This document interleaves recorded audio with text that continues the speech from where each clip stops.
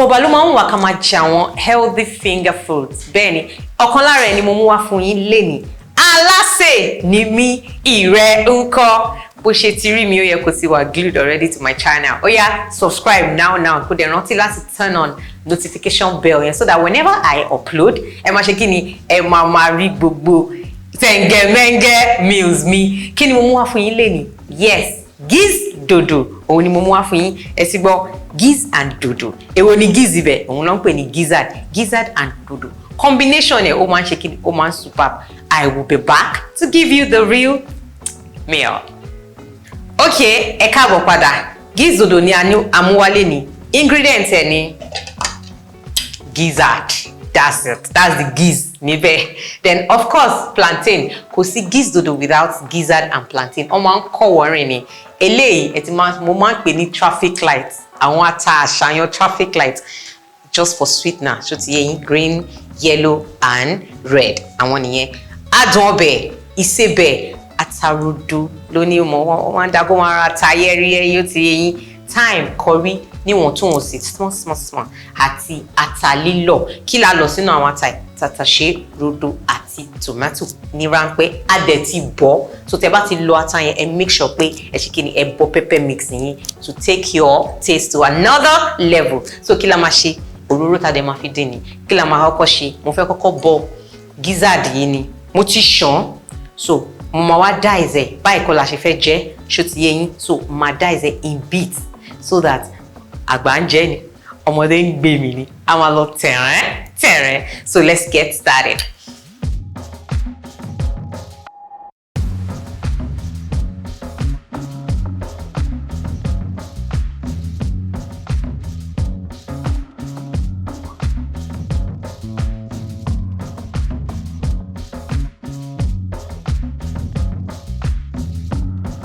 So mo ti slice àwọn gizzard mi ẹ ti rí bí mo ṣe gé bit by bit màmá a máa wá bọ̀ mo ti ń preheat pan mi lọ tẹ́lẹ̀ mo pé máa ń sọ fún yín pé ó máa ń dá ká máa preheat pan ẹ ti gbọ́ kó dùn so a máa wá bọ̀.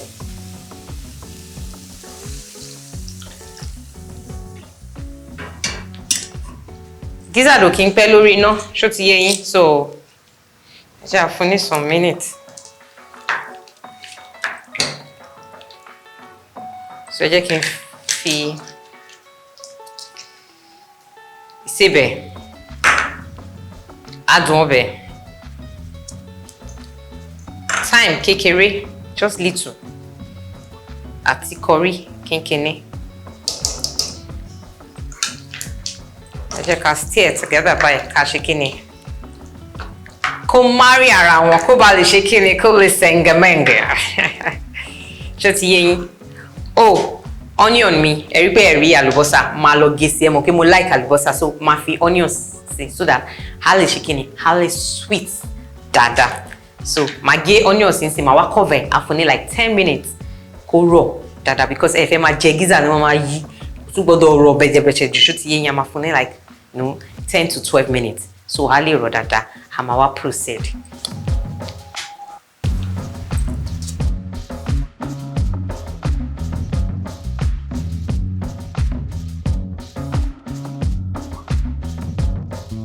So àlùbọ́sà nìyẹn sìn ẹ jẹ́ kó máa ṣe kíni kó máa sẹ̀ngẹ̀mẹ̀ngẹ̀ lọ bí ẹ ṣe ń sè lọ ká sharp ká dice plantain wa kí gbogbo ẹ̀ kó bá lè rìnà kóra dáadáa ẹ jẹ́ kí n máa dice plantain mi báyìí.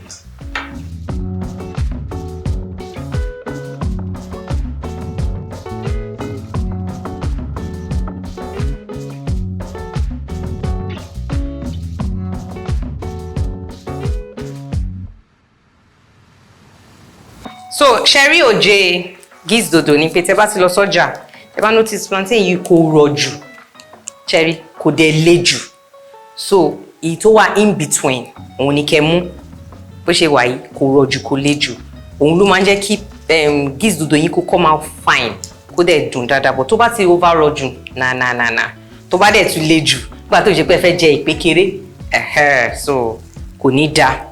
So ìwọ̀ntúnwọ̀nsì ní tẹ́ bá dẹ̀ dọ́jà ẹ make sure pé irú yìí tí mo rà yìí ni ẹ ṣe kí ni kẹ́ get kó má rọ̀ jù kó má le jù kó wà center bóyá dá kíyàn ṣe máa slice plantain tàbí fẹ́ fi jẹ Giz Dodo òun lélẹ̀ ẹ lè là sí méjì báyìí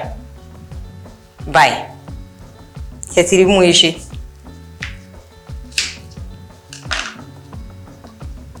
báyìí ẹ máa wá mú báyìí ẹ máa pa méjèèjì papọ̀ ẹ máa ṣe báyìí ṣe ti rí so that á bẹ́gbẹ́ pé mọ́ Gizard yẹn Gizard ò ní tóbi jù bẹ́yẹn dodo náà ò ní tóbi jù so ẹ máa finger food náà la pè so báyìí ni kò tún gbọ́dọ̀ wẹ́wẹ́ jù ẹ ṣáà ti rí mú yẹn gé.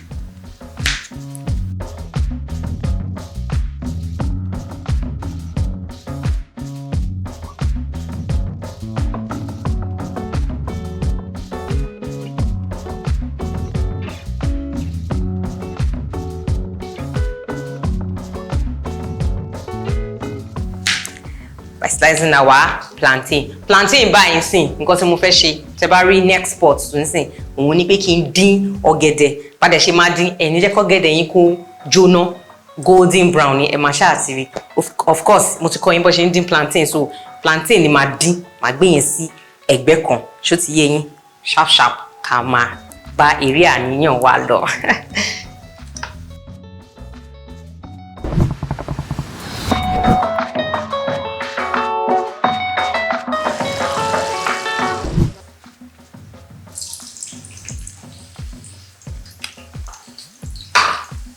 So plantain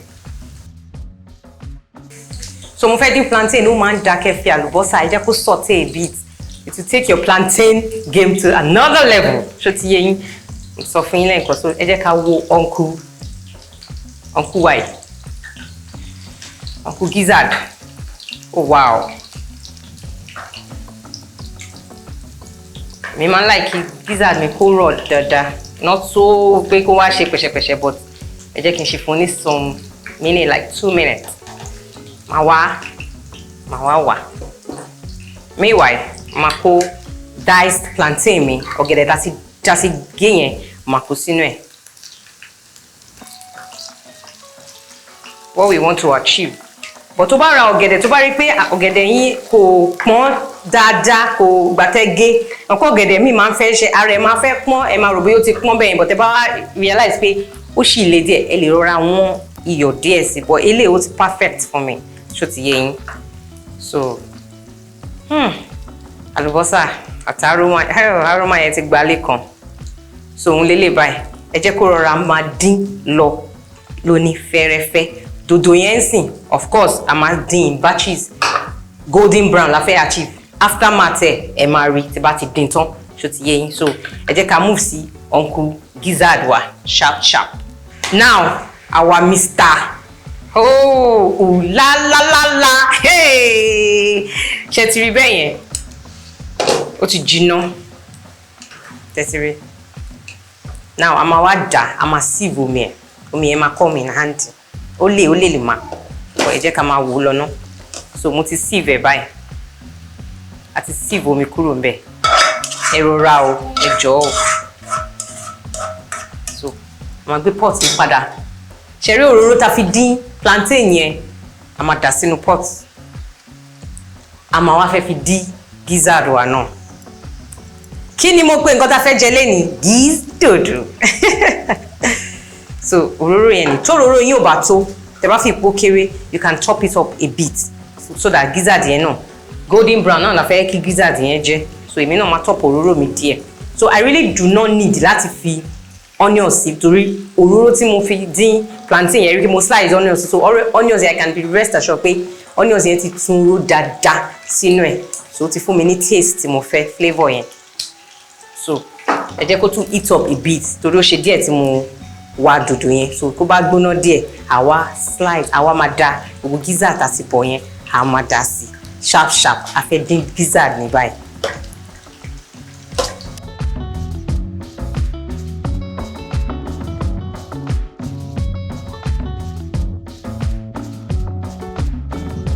so òróró yìí ó ti gbóná ẹ jẹ́ ká wá ara máa kó Gizzard wá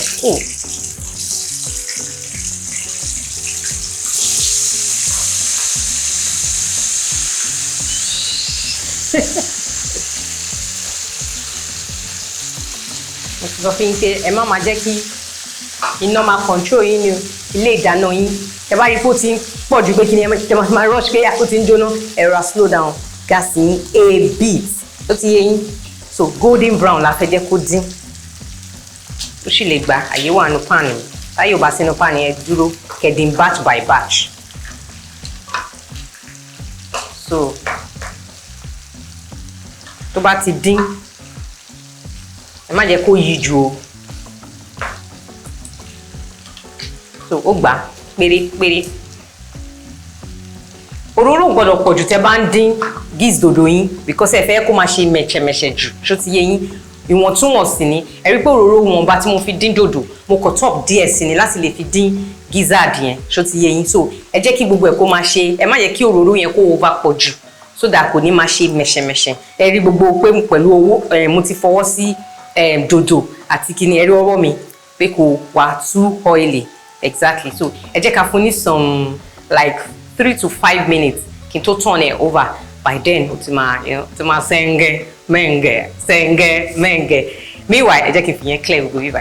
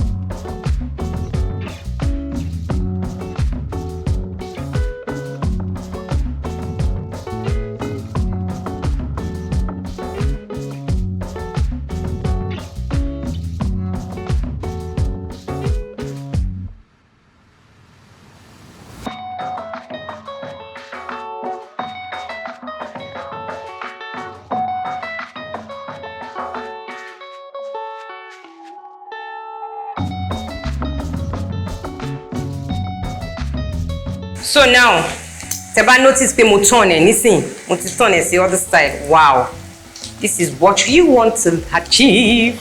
Nǹkan tẹ́ fẹ́ rí gangan lélẹ̀. Our gizzard is not, ẹ ti rí, kò jóná, kò dẹ̀ ṣe kíni, kò yí jù. So ẹ jẹ́ ká wá, tá bá ti wá, then we'll continue.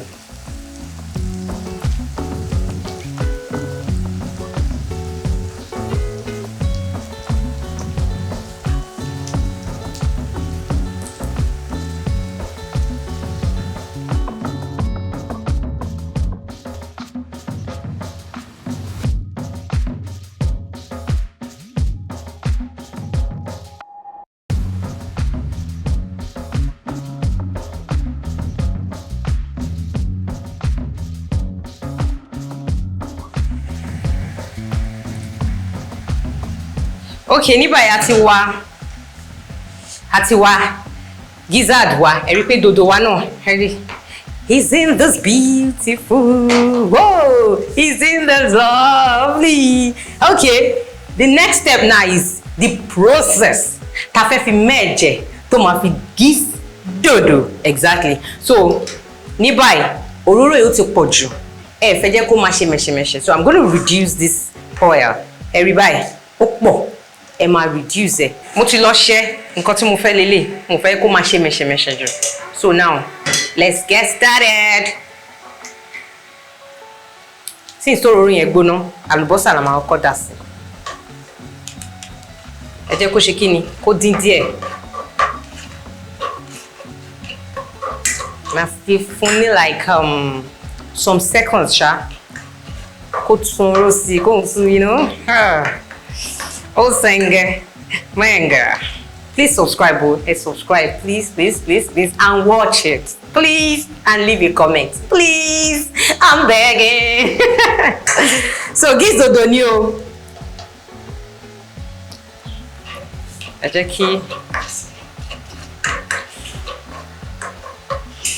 jẹ́ kó sauté dáadáa.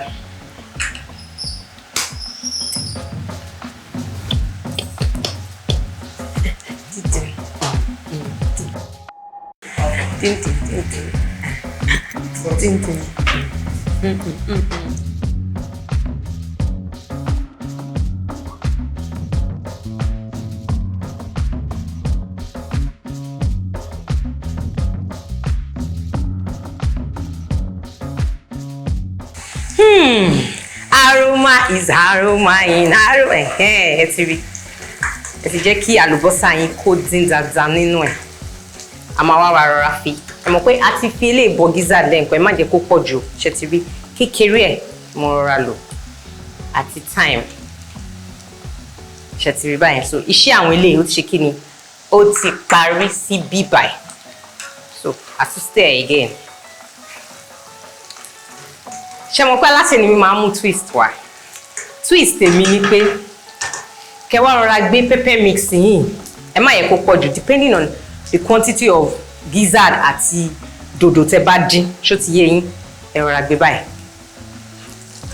Gizzard àti dodo mi ò really pọ̀. Ṣé rí kíní? Ẹ lè fi jẹ white rice. So ẹ má jẹ́ kí base yìí kó ṣe kíni? Kó sẹ̀ǹgẹ̀mẹ̀ǹgẹ̀, kó dùn dáadáa. Ṣó yé yín? So àwọn behind the scene ẹni kẹwàá wò bọ́tọ̀ ń ṣe fún mi báyìí. Hey God o. Hey, ní genuinely. And I mean it. Ẹ ti rí, ẹ máa stir fry ẹ. Is this aroma not calling? Ẹ ti rí, ẹ máa dín iná. Ẹ má gbàgbé pé mo sọ fún yín pé quantity dodo àti Gizzard tẹ́ bá dín ló máa determine pepper mix tẹ́ máa fi sí o. Ẹ dẹ̀ má jẹ́ kó pọ̀ jù, ṣó ti yé yín. So báyìí, ata yìí, ẹ ṣe bá jẹ́ ń di ata sí. So ní fẹ́rẹ́ ó máa rárá ta yẹ́rìyẹ́rì. Ẹ rí pé mi ò ló tán. Mi fẹ́ kó over ta jù. So that anybody lè jẹ, àtẹni tó ń jẹ ata, àtẹni tó máa ń jẹ ata, àtẹni tó kì í sábà like ata. So fẹ́rẹ́fẹ́ ni mo rọra ṣe. A máa rọra fi adùn ọbẹ̀ ṣínkínní. A máa fi sí. A máa fi Isebe díẹ̀ náà sí. Ẹ jẹ́ kó marry ara wọn. Keep stirring, ẹ má yẹ kó jóná rárá. Ṣó ti yé yín báyìí?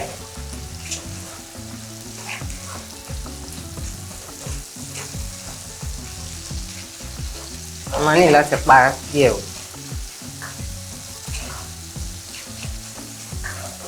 Má yẹ kó jóná rárá. So now, a máa gbé kíni? Gizzard wa. A máa dà á sí. Ṣó ti yé báyìí?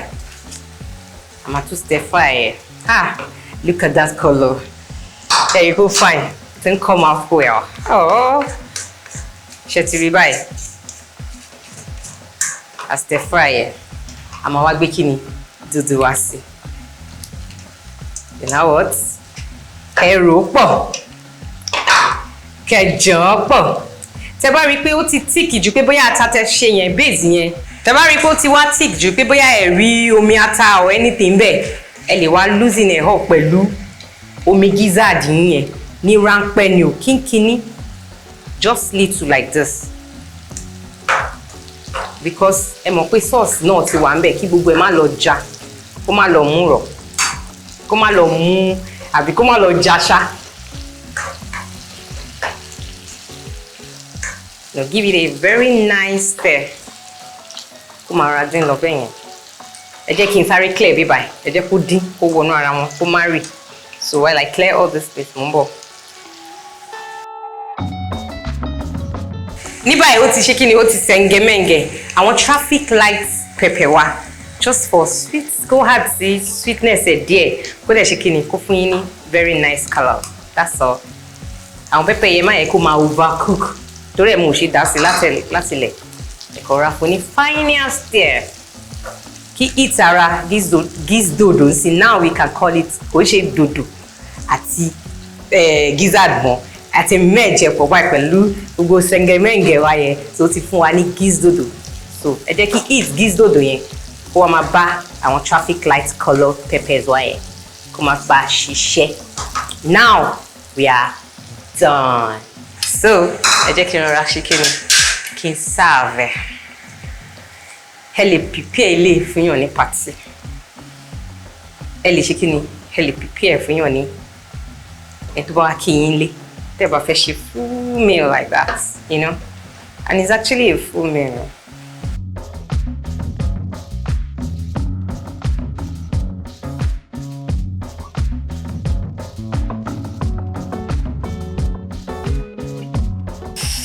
Our Giz Dodo is ready. Ta ló máa jẹ? Ọmọ. Oh wow, ẹ rí pé mo ti serve. Ó sẹ̀ǹgẹ̀mẹ̀ǹgẹ̀. Reason tí mo ṣe sọ pé kó má ní òróró púpọ̀.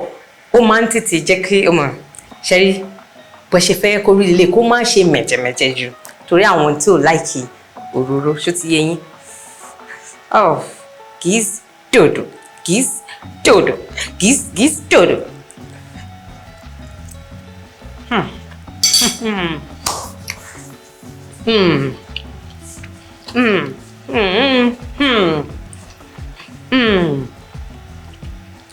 Báyìí là ń ṣe, báyìí là ń ṣe, báyìí là ń ṣe ìgbéyàwó ọmọ tó mọ̀nà dá o.